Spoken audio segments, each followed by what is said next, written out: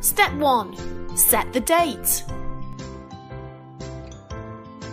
The Supporters Trust annual general meeting needs to be held within 6 months of the Society's registered year end, which will be detailed in your rules. Make sure you select a date and time which is accessible to your members and encourages the largest possible attendance.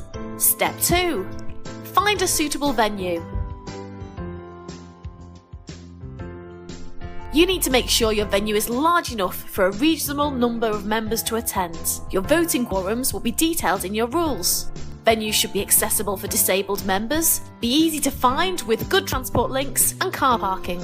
Step 3. Calling notice. Send out an initial notice of your AGM to your members. Your trust rules say you should allow at least 14 clear days notice, though our best practice guidance suggests you try and give 5 weeks notice, allowing enough time for your members to submit any motions they wish to raise for debate and set the members a deadline for submitting these motions. Try and send as much documentation to your members as possible via electronic means. Step 4. Motion form. The motion form should be drafted by the Trust Secretary to guide the members as to how to submit a motion, how many other Trust members are required to second the motion, and where to send the form. Before the motion submission deadline, the Trust Secretary should check through the motions received for validity. Has the member added their name, address, and membership number?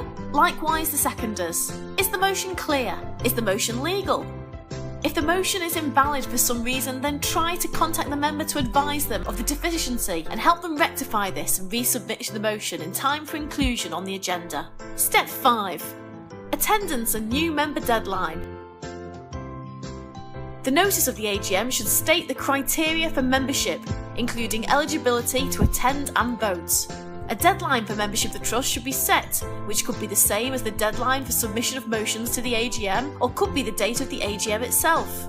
Be prepared for people with a grievance against the Trust joining for a single issue, and be very clear on the membership cut-off date.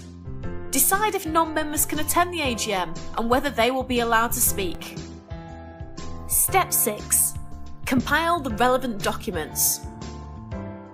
Request written reports from board members and include all other reports onto the agenda, including the Chair's report and the completed audit of accounts or independent examiner's report. You can invite the auditor to the meeting. Ensure the minutes from last year's AGM are ready. Also include any proposed motions and amendments to the Trust rules. Check with the board as to who is chairing the meeting and which board members will be attending and speaking. Step 7. Compile the agenda.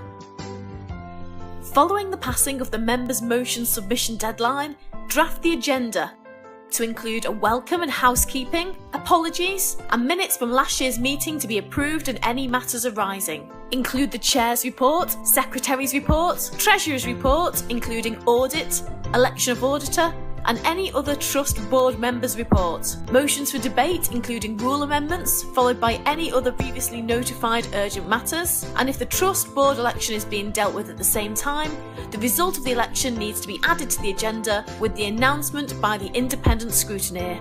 Step 8. Send out the agenda. The agenda should be sent out to all members at least 14 days before the meeting, together with all ancillary documentation.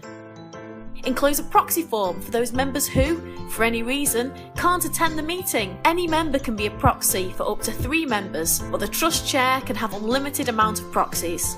The result of the proxies should be confidential until the meeting itself. Ideally, an independent person who's not a member of the Trust should oversee the counting of the proxy votes.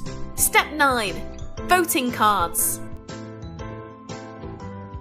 Prepare voting cards and a clean membership register of those members eligible to vote. Remember, members under the age of 16 cannot vote. Ensure that spare copies of all paperwork are available at the meeting, including some copies of the most up-to-date Trust rules. Step 10. Delegate.